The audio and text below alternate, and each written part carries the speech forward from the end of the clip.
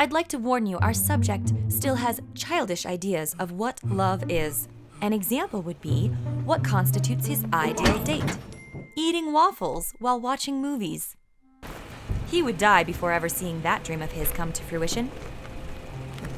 For a split second, he'd considered telling her that he was late due to his run-in with a car. But who would believe that? Although he was usually late. This last year, he'd been invited to 183 events. Out of those events, he was only on time to 5, and only by sheer luck, mind you. I don't know, I'm there for an extra 30 minutes. You know, it happens more than you think. I don't know, if you're getting paid, you gotta figure out how to get to work every day. He's used this excuse 42 times already. By peculiar coincidence, 42 was the exact number of times he had thought of her since getting her number the other day. Like thought number 17, when a friend recommended this quaint tea shop to him. Here's one of my favorites. Don't worry, it'll still be here tomorrow. You've probably realized that this is only 41 thoughts. He was definitely thinking of her now. Anyway. But yeah, how about you? How are you? I'm doing great. Classes are challenging this semester, but everything else is fine. Everything else was not fine.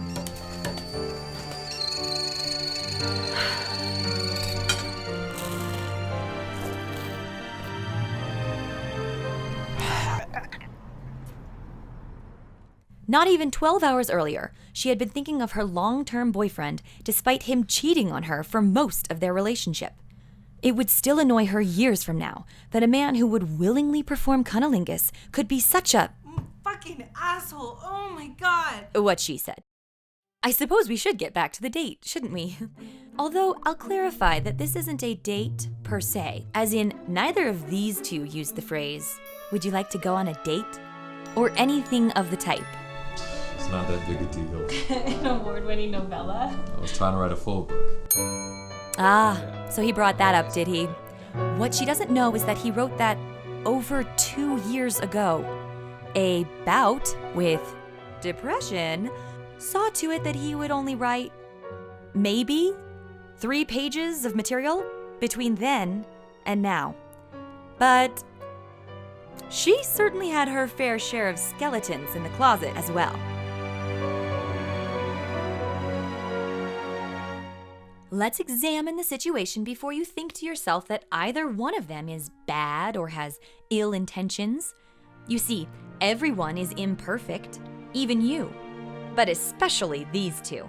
I mean, just look at them. Broken, insecure, forlorn. Sorry.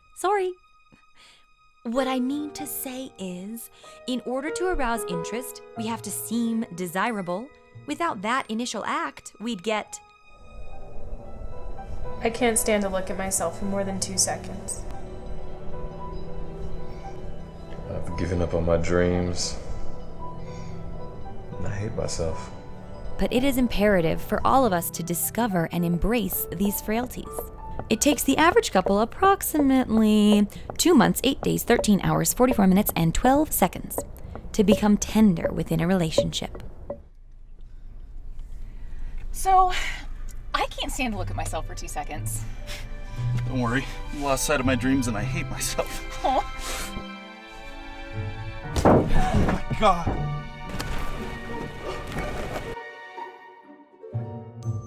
There is the paradox of love and desire that we should address. Their previous relationships were with ones they desired, ones they thought they desired. That's really cool. But it's not to say she didn't.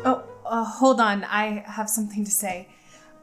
But it's not that I don't find him desirable. It's just that our exes had a certain sort of novelty to them. Danger, mystery, surprise. So, what's the process for making one of your landscape paintings? Did he really just ask me a deep personal question about my passion? He represents stability. I mean, just look at him.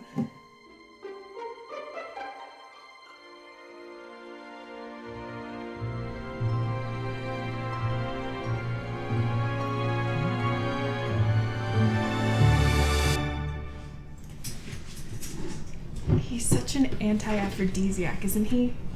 But don't tell him I said that. One can waste their time in a garden of roses and not find anything. But that one fervent moment, that single rose, could outlive it all. Hey, it was cool. I had a good time. Yeah, I did too. Was that a white lie? Cool. Yeah, Words can be so misleading. Lies, oh, so destructive. I mean, tell me about your art stuff when it happens. Yep, I'll I definitely will. It is only in our actions can we see our feelings, and only with our hearts can we know truth. My car's just right down there.